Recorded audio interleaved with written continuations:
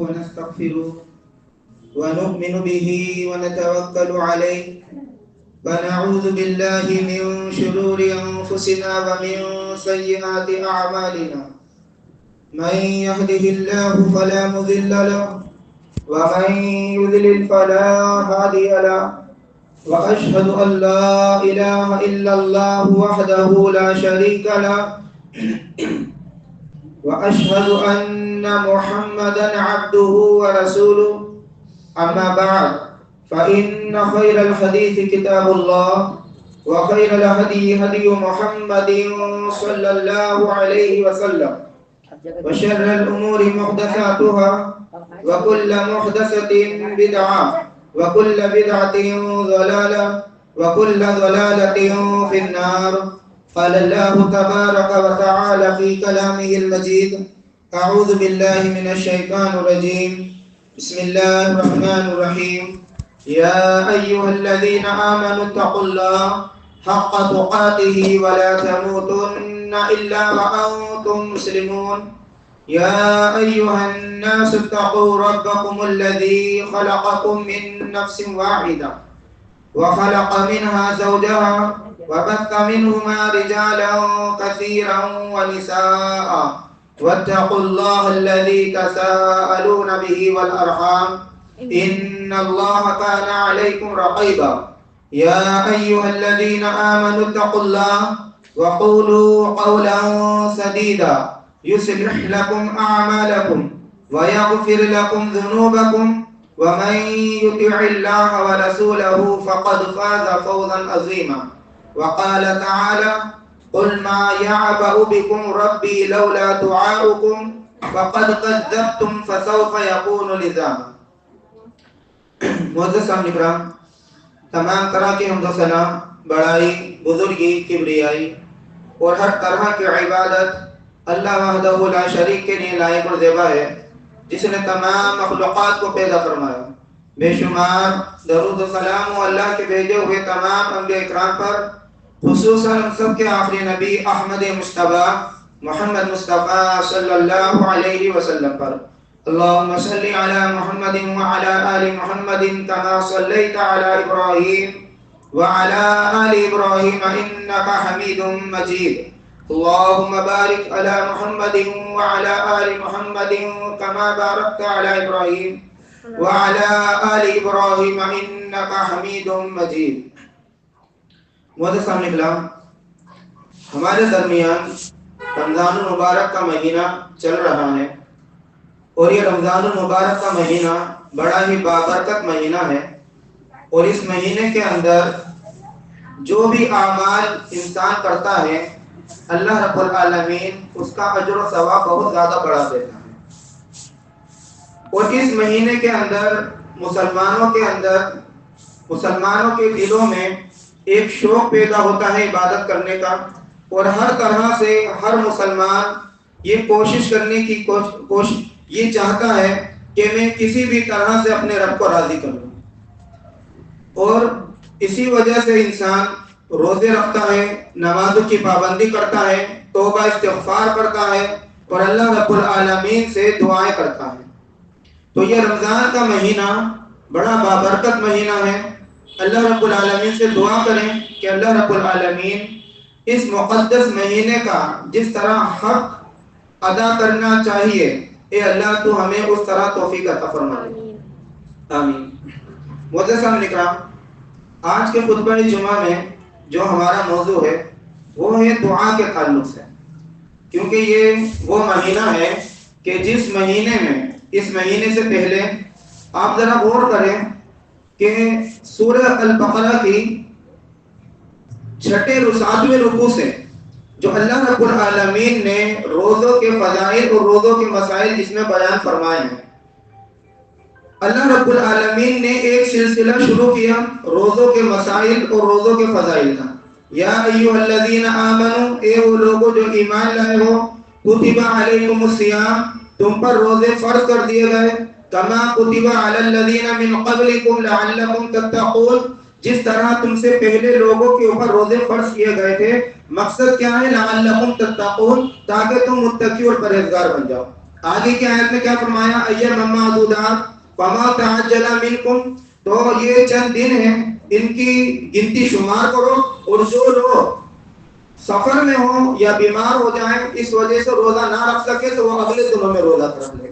پھر اس کے آگے کی آیت میں اللہ رب العالمین نے قرآن کے تعلق سے بیان فرمایا شہر رمضان الذی انزل فیہ القرآن ھدی للناس، کہ یہ وہ مہینہ ہے جس میں یہ قرآن مقدس بابرکت کتاب نازل کی گئی ہے اور لوگوں کے لیے ہدایت ہے۔ یہ اللہ رب العالمین نے ان آیتوں کے اندر روزوں کے فضائل اور روزوں کے مسائل بیان کیے، لیکن روزوں کے مسائل اور روزوں کے فضائل بیان کرتے کرتے اللہ رب العالمین نے روزوں کے مسائل اور روزوں کے فضائل پر روک لگا دی، پھر ایک الگ بات اپنے بندوں کو سمجھائی۔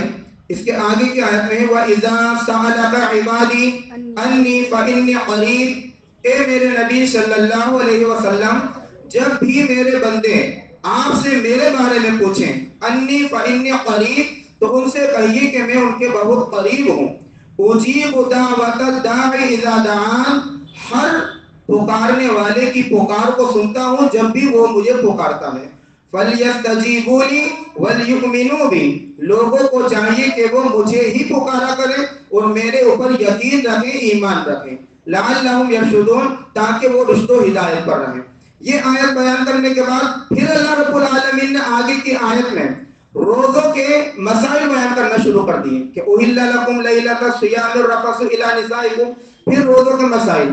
اب مقصد کیا تھا اللہ رب العالمین کا کہ شروع سے روزوں کے مسائل اور روزوں کے فضائل بیان کرتا رہا، اور بیچ میں روزوں کے مسائل اور روزوں کے فضائل کو روک کر دعا کے تعلق سے بندوں کو سمجھایا، اور پھر جب دعا کے تعلق سے بات نکل گئی پھر اس کے بعد پھر روزوں کے مسائل اور فضائل اللہ رب العالمین نے بیان کرنے شروع کر دیے۔ کیا جوڑ ہے، کیا مقصد ہے؟ مقصد یہ ہے کہ جب انسان رمضان سے پہلے مصیبتوں میں ہوتا ہے، پریشانیوں میں ہوتا ہے، اللہ رب العالمین سے دعائیں کرتا ہے، نہ جانے کون کون سے راستے اپنے پریشانیوں سے نکلنے کے تلاش کرتا ہے، لیکن سب جگہ سے جب وہ ناکام ہو جاتا ہے تو اللہ رب العالمین سے دعائیں کرتا ہے، پھر بھی اس کی دعاؤں میں وہ تاثیر پیدا نہیں ہوتی کہ اللہ رب العالمین اس کی دعا کو قبول کر لے۔ لیکن جیسے ہی رمضان کا مہینہ آتا ہے، انسان روزہ رکھتا ہے، نمازیں پڑھتا ہے، اللہ سے توبہ استغفار کرتا ہے، ہر طرح سے اللہ رب العالمین کو راضی کرنے کی کوشش کرتا ہے، تو اس روزے دار کی جو یہ زبان ہوتی ہے اس کی زبان میں اتنی تاثیر پیدا ہو جاتی ہے کہ اللہ کے رسول صلی اللہ علیہ وسلم فرماتے ہیں کہ جو انسان روزے کی حالت میں اللہ سے دعا کرتا ہے اللہ تعالیٰ اس کی دعا کو رد نہیں کرتا، اللہ تعالیٰ اس کی دعا کو رد نہیں کرتا۔ اس لیے یہ بیچ میں ایک مقصد تھا اللہ رب العالمین کا وَإِذَا سَأَلَكَ عِبَادِي، کہ رمضان کا مہینہ ہے، روزوں کے فضائل اور روزوں کے مسائل بیان کرتے کرتے اللہ رب العالمین نے فرمایا کہ نبی اگر میرے بندے میرے بارے میں پوچھیں تو ان سے کہیے میں ان کے بہت قریب ہوں، ہر پکارنے والے کی پکار کو سنتا ہوں، لوگوں کو چاہیے کہ مجھے ہی پکارا کرے اور میرے اوپر یقین رکھے اور ایمان رکھے۔ پہلا مقصد یہ تھا۔ دوسرا مقصد کیا ہے؟ دوسرا مقصد یہ ہے کہ یہ دعا جو ہے اللہ رب العالمین کو پکارنا یہ ایک عبادت ہے، یہ ایک عبادت ہے، اور ہم اللہ رب العالمین کی عبادت میں اگر دوسروں کو شریک کر لیں گے تو یہ ہمارا دن بھر کا بھوکا رہنا، پیاسا رہنا کوئی فائدہ نہیں دے گا۔ دن بھر 5 وقت کی نماز پڑھنا کوئی فائدہ نہیں دے گا، 1.5 گھنٹے تراویح کی نماز میں کھڑا رہنا کوئی فائدہ نہیں دے گا، کہ اگر ہم نے اللہ کے ساتھ دعا میں کسی اور کو بھی شریک کر لیا کہ میرا بندہ دن بھر بھوکا رہے، پیاسا رہے، اور میرے ساتھ دوسروں کو شریک کر کے اپنے روزے کا ثواب ضائع کر دے۔ اللہ رب العالمین کو یہ پسند نہیں تھا کہ میرا بندہ 1.5 گھنٹے تراویح کی نماز میں قرآن سنے اور پھر اس کو ثواب بھی نہ ملے اگر دعا میں میرے ساتھ دوسرے کو شریک کر لے۔ تو دوسرا مقصد اللہ رب العالمین کا یہ تھا۔ تو آئیے اب دعا کی اہمیت کے تعلق سے اور دعا کے فضائل کے تعلق سے کچھ باتیں ہم اپنے ذہن میں رکھیں۔ مستدرک حاکم کے اندر اللہ کے رسول صلی اللہ علیہ وسلم فرماتے ہیں افضل عبادت دعا، یہ دعا کی اہمیت ہے کہ اللہ کے رسول صلی اللہ علیہ وسلم نے فرمایا افضل عبادت دعا، دعا جو ہے وہ سب سے افضل عبادت ہے۔ یعنی عبادتوں میں سب سے افضل عبادت کیا ہے؟ وہ دعا ہے. کیوں؟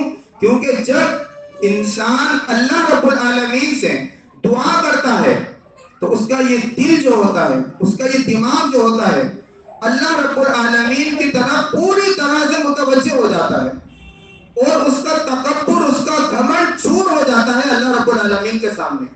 وہ اپنے آپ کو اللہ کے سامنے بے بس قرار دیتا ہے، اور اللہ رب العالمین کی قدرت، کی مکمل قدرت کو اپنے سامنے رکھ کر اپنے گناہوں کی توبہ کرتا ہے، استغفار کرتا ہے، اور اللہ رب العالمین کو پکارتا ہے.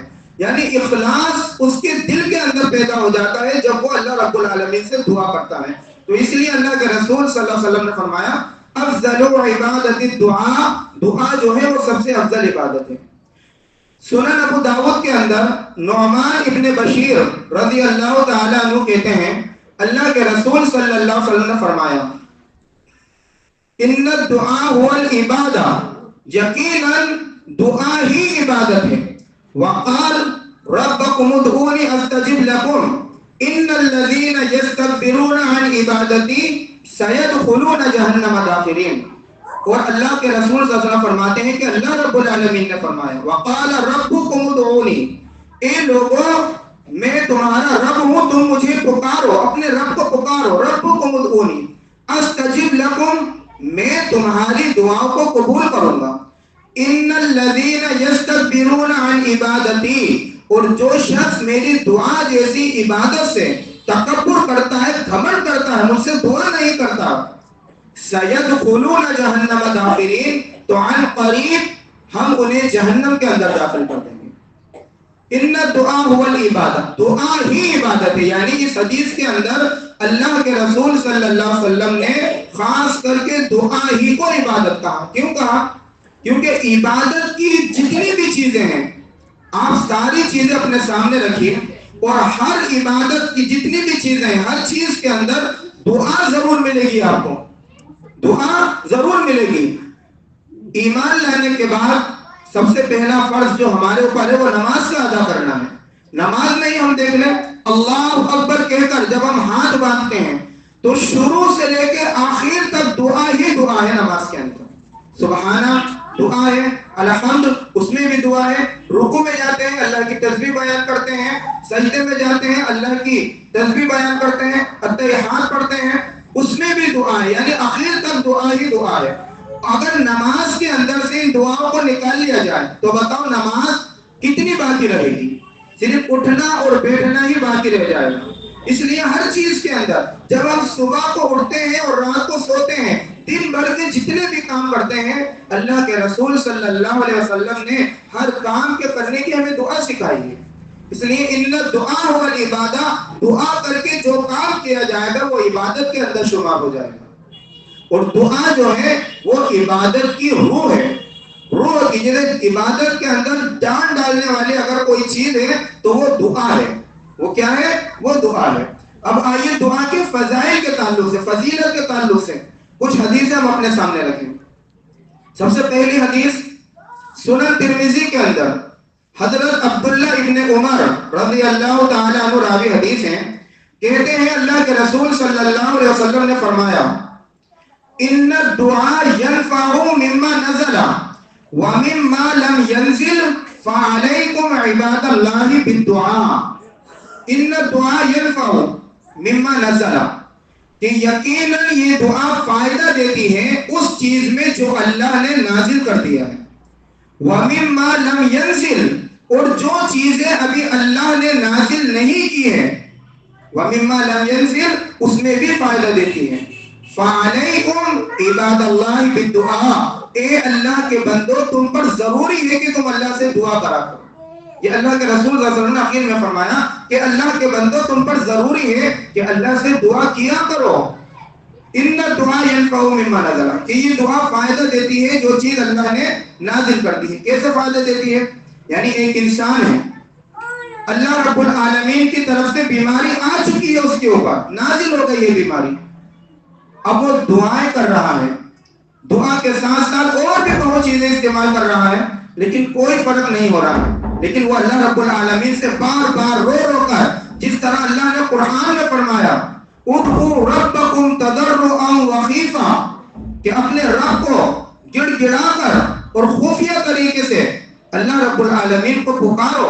وہ اس طرح اللہ رب العالمین کو پکارتا ہے کہ اللہ میں بیمار ہو گیا ہوں اور مجھے شفا دینے والا صرف تو ہی ہے، تیرے علاوہ دنیا کی کوئی طاقت مجھے شفا نہیں دے سکتی. وہ اللہ رب العالمین سے دعائیں کرتا ہے، اللہ رب العالمین اس کی دعا کو قبول کرتا ہے، اس کی بیماری میں یا تو کمی کر دیتا ہے یا مکمل اسے شفا دے دیتا ہے. تو یہ دعا کرنے سے فائدہ ہوتا ہے. ایک انسان ہے بے روزگاری اس کے اوپر مسلط ہو چکی ہے، اللہ کی طرف سے نازل ہو گئی ہے، اب وہ اللہ رب العالمین سے رو رو کر گڑ گڑا کر دعا کر رہا ہے کہ اللہ مجھے روزگار عطا فرما. اللہ رب العالمین اس کو روزگار عطا کر دیتا ہے، اس کی دعا قبول کرتا ہے. تو یہ دعا کا فائدہ ہے. اسی طرح ساری چیزیں ہم دیکھتے چلے جائیں کہ جو چیز ہمارے اوپر اللہ کی طرف سے نازل ہو چکی ہے اور ہم اللہ رب العالمین سے جب دعا کرتے ہیں تو ان الدعاء ينفع مما نزل، جو چیز اللہ نے نازل کر دی ہے دعا اس میں فائدہ دیتی ہے. ومما لم ينزل، اور جو چیز ابھی نازل نہیں ہوئی ہے اس میں بھی فائدہ کرتی ہے. اس میں کیسے فائدہ کرتی ہے؟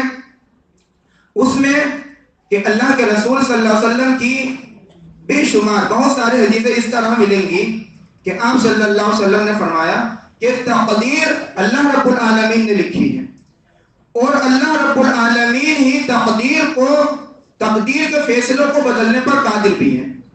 تو جب انسان اللہ رب العالمین سے دعا کرتا ہے، جیسے ہم دعائے قنوت پڑھتے ہیں وَقِنِي شَرَّ مَا قَضَيْتَ، تو ہم کیا کہتے ہیں؟ اے اللہ جو تو نے فیصلے میرے بارے میں کر دیے ہیں انہیں ٹال دے. وَقِنِي، مجھے بچا، شَرِّ مَا قَضَيْتَ، اس شر سے جو تو نے فیصلہ کر لیا ہے میرے بارے میں.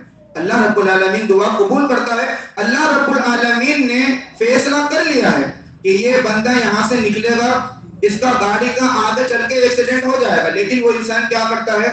جو دعائیں ہوتی ہیں جو اللہ کے رسول صلی اللہ علیہ وسلم نے اللہ رب العالمین نے بیان فرمائی سواری پر بیٹھنے کی، سفر کرنے کی، وہ دعائیں پڑھتا ہے تو اللہ رب العالمین اس کی حفاظت کرتا ہے. ابھی نازل نہیں ہوئی تھی لیکن اللہ رب العالمین حفاظت کرتا ہے. ایک حدیث کے اندر اللہ کے رسول صلی اللہ علیہ وسلم فرمایا کہ تقدیر کو کوئی چیز نہیں بدلتی الا الدعاء، سوائے دعا کے. تو یہ دعا جو ہے ہر چیز میں فائدہ کرتی ہے. جو اللہ نے نازل کر دیا ہے اس میں بھی فائدہ کرتی ہے، جو ابھی اللہ نے نازل نہیں کیا ہے اس میں بھی فائدہ کرتی ہے. دوسری حدیث جامع ترمذی کی، حضرت عبداللہ ابن عمر کی راوی حدیث ہے، کہتے ہیں اللہ کے رسول صلی اللہ علیہ وسلم نے فرمایا من فتح له منکم باب الدعاء، کہ جس شخص کے لیے اللہ تعالیٰ دعا کا دروازہ کھول دیتا ہے، دعا کرنے کی توفیق دے دیتا ہے، وفتحت له ابواب الرحمہ، تو اللہ رب العالمین دعا کے ذریعے سے اپنے رحمت کے دروازے کھول دیتا ہے. یعنی جس انسان کے لیے دعا کے دروازے کھل گئے وہ دعائیں کر رہا ہے اللہ رب العالمین سے، اللہ رب العالمین اپنی رحمتوں کے دروازے اس کے لیے کھول دیتا ہے. آگے فرمایا اللہ کے رسول صلی اللہ علیہ وسلم نے وَمَا سُئِلَ اللَّهُ مِنْ شَيْءٍ یعنی احب الیہ من ان یسئل العافیہ، کہ دعاؤں میں سب سے بہتر دعا یہ ہے کہ تم عافیت کی اللہ سے دعا کرو. عافیت کیا ہوتی ہے؟ عافیت ہوتی ہے کہ دنیا اور آخرت کی تمام بھلائیاں، یعنی دنیا میں بھی اللہ رب العالمین ہمیں ہر طرح کی بھلائیاں عطا فرمائے اور آخرت میں بھی اللہ رب العالمین ہمیں تمام طرح کی بھلائیاں عطا فرمائے. سورہ البقرہ کے اندر اللہ رب العالمین نے کیا فرمایا کہ دنیا کے اندر دو طرح کے لوگ ہیں. ایک تو وہ لوگ ہیں جو صرف دنیا ہی دنیا اللہ سے مانگتے ہیں، اور ایک وہ لوگ ہیں کہ دنیا بھی مانگتے ہیں اور آخرت بھی مانگتے ہیں. کیا فرمایا اللہ رب العالمین نے وَمِنَ النَّاسِ، لوگوں میں سے کچھ لوگ ہیں من یقول، جو کہتے ہیں ربنا آتنا فی الدنیا، اے اللہ ہمیں دنیا میں عطا فرما، وَمَا لَهُ فِي الْآخِرَةِ مِنْ خَلَاقٍ، اللہ تعالیٰ دنیا میں انہیں دے دیتا ہے لیکن آخرت میں ان کے لیے کوئی حصہ نہیں ہوتا. وَمِنَ النَّاسِ، ان لوگوں میں سے کچھ لوگ ایسے بھی ہوتے ہیں من یقول، جو وہ کہتے ہیں ربنا آتنا فی الدنیا حسنہ، اے اللہ ہمیں دنیا کی تمام بھلائیاں عطا فرما، وفی الآخرۃ حسنہ، اور آخرت کی تمام بھلائیاں عطا فرما، وقنا عذاب النار، اور ہمیں جہنم کے عذاب سے بچا. ہمیں جہنم کے عذاب سے بچا دو۔ دنیا میں دو قسم کے لوگ ہیں، ایک تو دنیا مانگتے ہیں، اللہ تعالیٰ دنیا دے دیتا ہے لیکن آخرت میں ان کے لیے کوئی حصہ نہیں ہوتا، اور جو انسان اللہ سے دنیا بھی مانگتا ہے، دنیا کی بھلائیاں اور آخرت کی بھلائیاں، اللہ رب العالمین دونوں عطا کر دیتا ہے، انہیں دونوں عطا کر دیتا ہے۔ یہ اس طرح ہے کہ اگر ایک انسان صرف دنیا ہی دنیا مانگتا رہا ہے تو اللہ تعالیٰ تو دنیا دے رہا ہے اسے۔ اب ایک انسان دنیا نہیں مانگ رہا ہے، صرف آخرت کے تعلق سے اللہ سے دعا کر رہا ہے، تو آخرت کے تعلق سے جو دعا کر رہا ہے اس کے ذریعے سے اللہ رب العالمین اسے دنیا خود بخود دے دیتا ہے، مانگنے کی بھی ضرورت نہیں پڑتی، مانگنے کی بھی ضرورت نہیں پڑتی۔ ایک مثال کے ذریعے سمجھیے، ایک انسان کو پیاس لگی، وہ انسان کہتا ہے کہ بھائی مجھے پانی لا دو۔ اب کوئی انسان اسے پانی دے گا تو وہ کسی چیز میں دے گا، ہاتھوں میں لا کر تو پانی نہیں دے گا۔ اب اس نے صرف پانی مانگا، پانی کے ساتھ ساتھ برتن اس کے پاس خود آ گئے، اس نے برتن کا ذکر ہی نہیں کیا کہ مجھے برتن میں پانی دینا، اس نے صرف پانی مانگا کہ مجھے پانی دے دو، تو پانی کے ساتھ ساتھ برتن خود آ گیا۔ ایک انسان یہ کہتا کہ بھائی مجھے یہ گلاس اٹھا دو، تو وہ انسان کیا کرتا؟ گلاس دے دیتا، پانی نہیں دیتا اسے، انہوں نے گلاس مانگا نا، صرف گلاس دے دیتا۔ اسی طرح یہ حدیث ہے کہ جو انسان دنیا مانگتا ہے تو اللہ دنیا دے دیتا ہے، آخرت مانگتا ہے تو اللہ تعالیٰ آخرت کے ساتھ ساتھ دنیا بھی اسے عطا کرتا ہے۔ سورہ الفرقان کی بالکل آخری آیت ہے فضیلت کے تعلق سے، سورہ الفرقان کا آیت نمبر 77 ہے، اور سورہ فرقان یہاں پر ختم ہو جاتی ہے۔ اللہ کے رسول صلی اللہ علیہ وسلم فرماتے ہیں قُلْ مَا يَعْبَأُ بِكُمْ رَبِّي، اے نبی آپ صلی اللہ علیہ وسلم سے کہا جا رہا ہے کہ اے نبی آپ ان سے کہیے قُلْ مَا يَعْبَأُ بِكُمْ رَبِّي، میرا رب تمہاری کوئی پرواہ نہیں کرتا۔ دنیا کے اندر جتنے بھی مخلوق ہیں، مخلوقات ہیں، اللہ رب العالمین نے فرمایا کہ میرا رب تمہاری کوئی فکر نہیں کرتا۔ اللہ کے رسول سے کہلوایا لولا دعاؤکم، اگر تمہاری دعائیں نہ ہوتی، فقد کذبتم، اس لیے کہ تم شریعت کی بہت ساری چیزوں کو جھٹلاتے ہو، فسوف یکون لزاما، تو ان قریب تمہاری بدعمالیوں کی وجہ سے یا جھٹلانے کی وجہ سے اللہ کا ایسا عذاب آتا کہ تمہارا بچنا اس سے محال ہو جاتا، تم بچ نہیں پاتے۔ ذرا غور کریں اس آیت کے اوپر کہ پہلے کی جو قومیں تھیں، جتنے بھی نبی اس دنیا کے اندر آئے، اللہ رب العالمین نے کئی نبیوں کی امت کو ایک دم ہلاک اور برباد کر دیا، تباہ اور برباد کر دیا، ان کی نسلوں کو ختم کر دیا بدعمالیوں کی وجہ سے۔ لیکن ذرا غور کریں، جتنے بھی نبی آدم علیہ السلام سے لے کر محمد رسول اللہ صلی اللہ علیہ وسلم تک جتنے بھی نبی آئے، جتنے بھی اعمال وہ کرتے تھے، یعنی وہ ان کے اندر کسی ایک چیز کی کمی آ گئی، کسی کے اندر ناپتول کی کمی آ گئی، اس کی وجہ سے عذاب آ گیا، کسی کے اندر زنا خوری کی بدعمالی آ گئی تو اللہ رب العالمین نے تب بھی انہیں برباد کر دیا۔ لیکن اس امت کے اندر وہ تمام برائیاں موجود ہیں جو پچھلی قومیں کرتی تھیں، ساری برائیاں آج اس قوم کے اندر موجود ہیں، لیکن کیا وجہ ہے کہ یہ قوم ایک دم سے ہلاک اور برباد نہیں ہوتی، تھوڑا تھوڑا اللہ کا عذاب آتا ہے لیکن ایک دم سے ہلاک اور برباد نہیں ہوتی۔ معلوم ہے کیوں؟ کیونکہ رسول اکرم صلی اللہ علیہ وسلم کی یہ دعا کا اثر ہے۔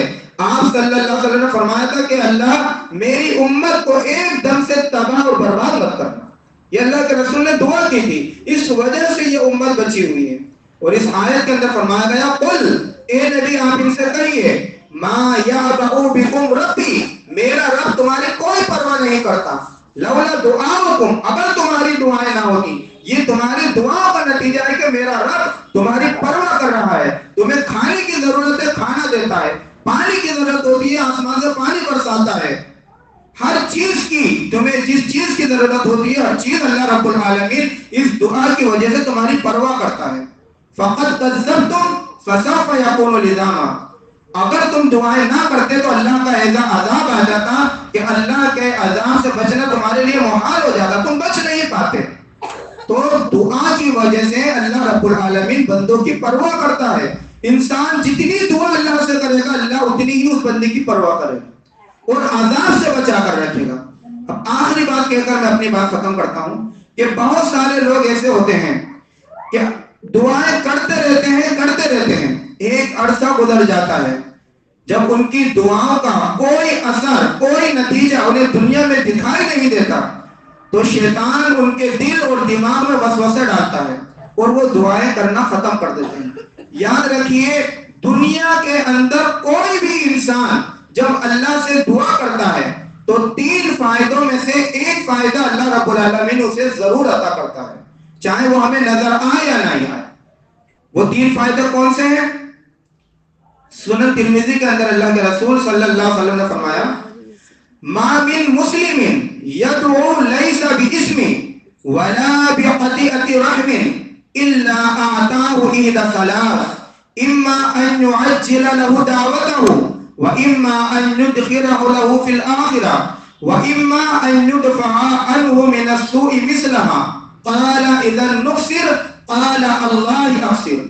اللہ کے رسول فرماتے ہیں ما من مسلم، جو مسلمان یدعو اللہ کو پکارتا ہے، لیس باسمی ولا بقطیعۃ رحم، اللہ سے دعا کرتا ہے، شرط یہ گناہ کی دعا نہ ہو، کسی سے تعلق توڑنے کی دعا نہ ہو،